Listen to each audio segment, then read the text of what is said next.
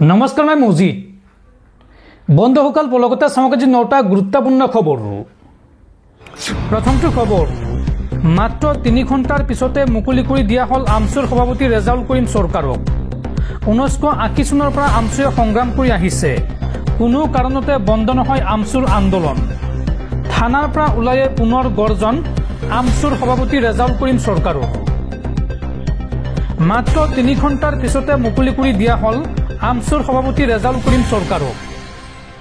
আমচুৰ আন্দোলন কোনো কাৰণতে বন্ধ নহয়।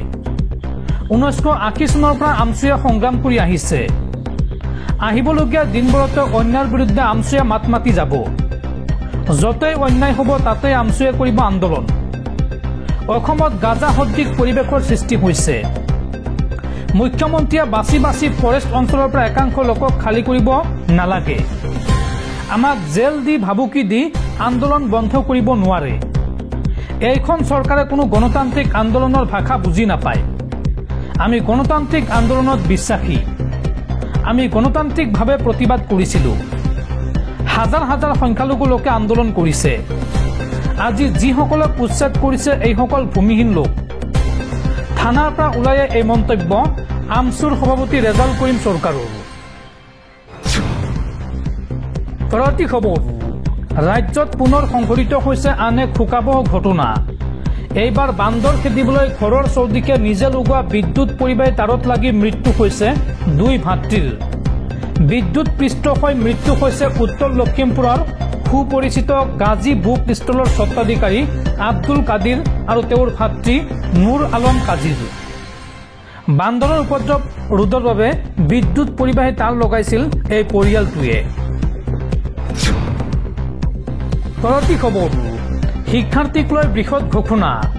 2026 চনৰ পৰা 9ম শ্ৰেণীৰ পৰীক্ষাত হ'ব অপেন বুক পৰীক্ষা। গণিত, বিজ্ঞান, সমাজ বিজ্ঞান আদি বিষয়ত হ'ব এই পৰীক্ষা। অৰ্থাৎ পৰীক্ষা হলত কিতাপ চাই পৰীক্ষা দিব পৰীক্ষাৰ্থীসকলে। কেন্দ্ৰীয় মাধ্যমিক শিক্ষা পৰিষদে জনালে এই অনুমোদন। দৰ্শকসকল আৰু বহুতো গুৰুত্বপূৰ্ণ খবৰ আছে। তাৰ আগতে আপোনাক জনাওঁ যে যদি আপুনি এতিয়ালৈকে এইটো ভিডিঅ'ত লাইক কৰা নাই তেন্তে এতিয়াই ভিডিঅ'টোত লাইক কৰি দিয়ক। আৰু এনেকুৱা ধৰণৰ ভিডিঅ'সমূহ নিতৌ চাবলৈ চেনেলটো ছাবস্ক্ৰাইব কৰি কাষত থকা বেল আইকনটো প্ৰেছ কৰি ৰাখক। পৰৱৰ্তী খবৰ আটক হ'ল কংগ্ৰেছ নেতা ৰাহুল গান্ধী। ৰাহুল গান্ধীৰ লগতে আন কেইবাজনো সাংসদক কৰা হৈছে আটক। নিৰ্বাচন আয়োগৰ বিৰুদ্ধে বাহিৰ কৰিছিল প্ৰতিবাদী ৰেলী আৰু সেই সময়তে আটক কৰে আৰক্ষীয়ে। আটক হ'ল কংগ্ৰেছ নেতা ৰাহুল গান্ধী। ৰাহুল গান্ধীৰ লগতে আন কেইবাজনো সাংসদক আটক আৰক্ষীৰ। নিৰ্বাচন আয়োগৰ বিৰুদ্ধে বাহিৰ কৰিছিল প্ৰতিবাদী ৰেলী আৰু সংসদ ভৱনৰ পৰা নিৰ্বাচন আয়োগৰ কাৰ্যালয়লৈ ৰেলীৰ সময়তে আটক কৰা হয় কংগ্ৰেছ নেতা ৰাহুল গান্ধীৰ লগতে কেইবাজনো সাংসদক।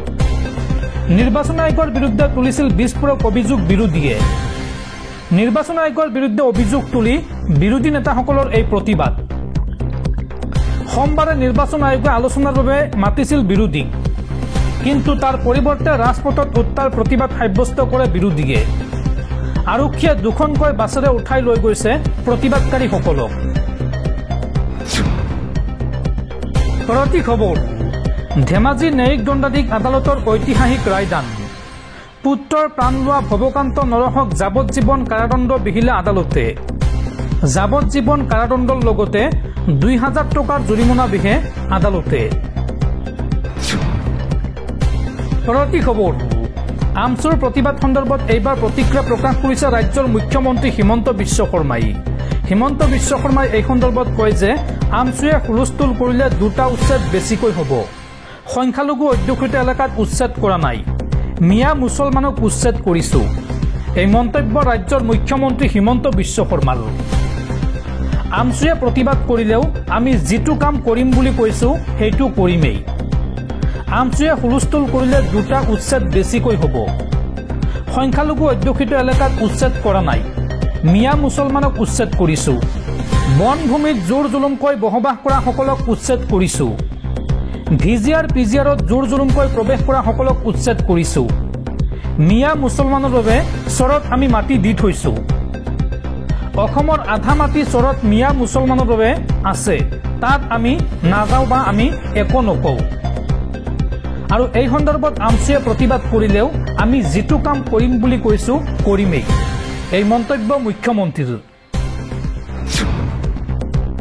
পৰৱৰ্তী খবৰ উৎকোচ লওঁতে হাতে লুটে ধৰা পৰা মণ্ডল হাৰি গ'ল আদালতত অভিযোগ প্ৰমাণ কৰিব নোৱাৰিলে দুৰ্নীতি নিবাৰক শাখাই অসমৰ বিশেষ ন্যায়াধীশৰ আদালতে দুখমুক্ত কৰিলে গজেন কোচক উল্লেখযোগ্য যে 2018 চনৰ 7 এপ্ৰিলত গ্ৰেপ্তাৰ হৈছিল লাট মণ্ডল গজেন কোচ নামৰ এইগৰাকী ব্যক্তি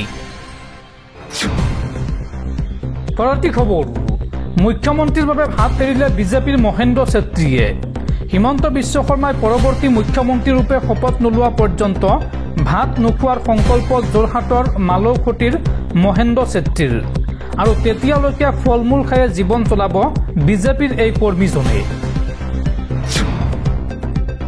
পৰৱৰ্তী খবৰ 10 বছৰ পিছত মিয়াসকলে ধৰি ৰাখিব অসমীয়া জাতিক উচ্ছেদৰ বিৰুদ্ধে চৰকাৰক কলমেৰে প্ৰত্যুত্তৰ দিব মুছলমানে আমাক 50-60 বিঘা মাটি নালাগে আমাক থাকিবলৈ এটুকুৰা মাটি দিলেই হ'ল চৰকাৰৰ বিৰুদ্ধে এই বুলি পুনৰ হুংকাৰ আমচুৰ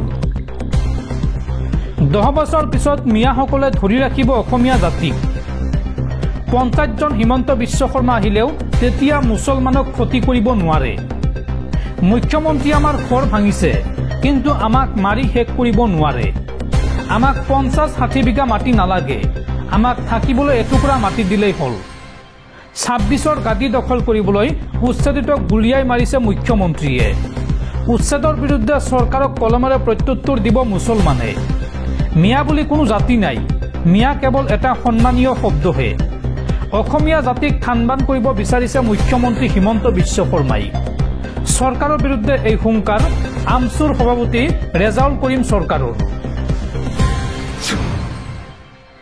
পৰৱৰ্তী খবৰ চুলিত ধৰি টানিছে মহিলা সাংসদক দিল্লী আৰক্ষীৰ বিৰুদ্ধে এই ভয়ংকৰ অভিযোগ তৃণমূল কংগ্ৰেছৰ সাংসদ সাগৰিকা ঘোষৰ ভোট চুৰিৰ প্ৰতিবাদৰ সময়ত দিল্লীত আৰক্ষীয়ে মহিলা সাংসদৰ সৈতে অসৎ আচৰণ কৰাৰ অভিযোগ উত্থাপন কৰিছে তৃণমূল কংগ্ৰেছৰ সাংসদ সাগৰিকা ঘোষে সোমবাৰে প্ৰতিবাদস্থলীৰ পৰা শ্বেয়াৰ কৰা এটা ভিডিঅ'ত তেওঁ কয় যে মহিলা সাংসদসকলক ঠেলি দিয়া হৈছিল কেৱল সেয়াই নহয় তেওঁলোকৰ চুলিত ধৰি টনা হৈছিল ভিডিঅ'টোত দেখা গৈছে যে তৃণমূলৰ সাংসদ মুখুৱা মৈত্ৰই বাছত সাগৰিকাৰ পিছফালে বহি আছে কৃষ্ণনগৰৰ তৃণমূলৰ সাংসদগৰাকী আৰক্ষীৰ সৈতে উত্তপ্ত কাজিয়াত অজ্ঞান হৈ পৰে নতুন দিল্লীৰ যুটীয়া আৰক্ষী আয়ুক্ত দীপক পুৰোহিতে এই সন্দৰ্ভত কয় যে ভাৰত মিত্ৰজোঁটৰ নেতাসকলক ওচৰৰ আৰক্ষী থানালৈ লৈ যোৱা হৈছে তেওঁ কয় যে আমি এতিয়াও আটক কৰা সাংসদৰ সংখ্যা গণনা কৰি আছো ইয়াত প্ৰতিবাদৰ কোনো অনুমতি নাছিল কিন্তু আমাক আগতীয়াকৈ জনোৱা হৈছিল যদি তেওঁলোকে সিদ্ধান্ত লয় তেন্তে আমি তেওঁলোকক নিৰ্বাচন আয়োগৰ কাৰ্যালয়লৈ